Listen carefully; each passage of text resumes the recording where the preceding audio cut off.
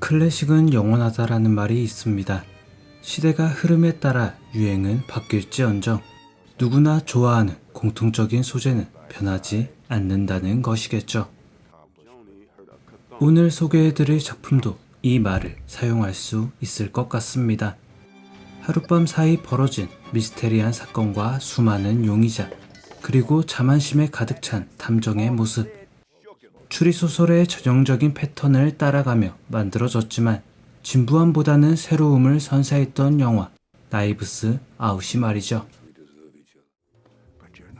이 작품의 가장 큰 특징은 흔히 말하는 명작 추리소설 패턴과 아주 유사하게 흘러간다는 것이었습니다.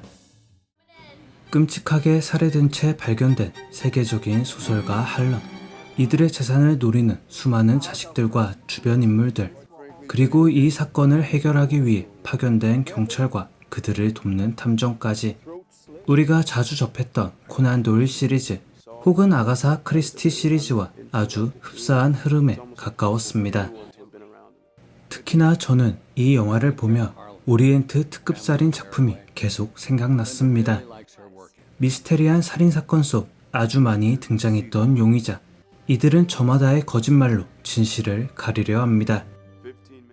하지만 이들의 거짓말을 모두 꿰뚫어 보던 명탐정의 추리가 있었고 결국 사건은 진상과 가까워지게 되죠.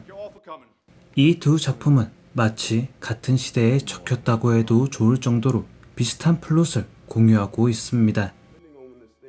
다만 이들의 거짓말의 목적은 판이하게 달랐습니다. 오리엔트 특급 살인에서의 거짓말은 서로가 서로를 감싸주기 위한 거짓말이었다면, 이 작품에서의 거짓말은 자신의 추악한 본성을 숨기기 위한 처세술의 하나일 뿐이었습니다. 진상이 드러나고 약간의 씁쓸함을 남겼던 전자와는 달리 범인이 밝혀졌을 때 후련함을 느낄 수 있었던 건 이들의 거짓말이 누구를 위해서였느냐에서 온 근본적인 차이였으리라 생각합니다. 또한 가족 간의 유대가 많이 약해진 현대 사회를 조준하는 장치이기도 합니다. 표면상 할런가는 아주 화목하고 명망 있는 집안처럼 보입니다. 하지만 이는 쇼윈도에 지나지 않습니다.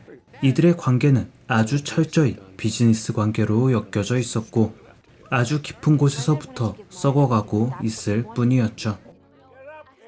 오죽하면 할런이 그 어떤 가족에게도 가슴속 이야기를 하지 못했으며 간병인 마르타에게만 털어놓게 되었을까요? 이는 가족이라는 공동체의 결속이 완전히 무너져 버렸음을 살인사건이라는 가장 비극적인 형태로 표현하고 있었습니다. 클래식한 추리소설을 답습할 뿐이라면 이 작품은 굳이 보지 않아도 괜찮을 것입니다. 하지만 비슷한 플롯을 차용했다 하더라도 같은 영화라는 의미는 결코 아닙니다. 먼저 이 작품은 아주 화려한 영상미가 돋보이는 작품입니다. 할런의 대저택의 고풍스러운 외관은 물론이고 집안 곳곳 과하지 않지만 화려하게 꾸며진 공간, 심지어 등장인물들이 입은 형형색색의 의복까지 아주 강렬한 색채와 뛰어난 영상미로 관객들의 눈을 사로잡고 있습니다. 특히나 용의자들이 신문을 받는 장면에서 등장하는 수백 개의 칼이 달린 배경은 이 작품의 백미가 되는 미장센이라 볼 수 있었죠. 또한 스토리 역시 아주 매력적입니다. 중반부에 사건의 진상에 대해 관객들은 알 수 있었습니다. 하지만 진실이라 믿었던 것은 마지막까지 진실을 의미하지 않았으며 극 후반부에 반전에 반전을 거듭하며 관객들을 혼란의 구렁텅이로 밀어넣습니다. 이러한 연출이 억지스러운 반전이었다면 그저 그런 B급 영화 중 하나가 되었겠지만 이 반전은 아주 치밀하게 연출된 반전이었습니다. 그렇기에 수차례 뒤집힌 진실에서 억지스러움을 느꼈던 게 아니라 짝을 찾기 어려웠던 퍼즐판에서 마지막 퍼즐을 끼워 맞춘 듯한 후련함을 주고 있었습니다. 이러한 치밀한 연출 덕에 영화는 미스테리했던 사건의 진실을 가장 마지막에 보여줄 수 있었고 관객들 또한 엔딩 크레딧이 올라갈 때까지 결코 안심하지 못한 채 영화를 보게 되었던 거죠.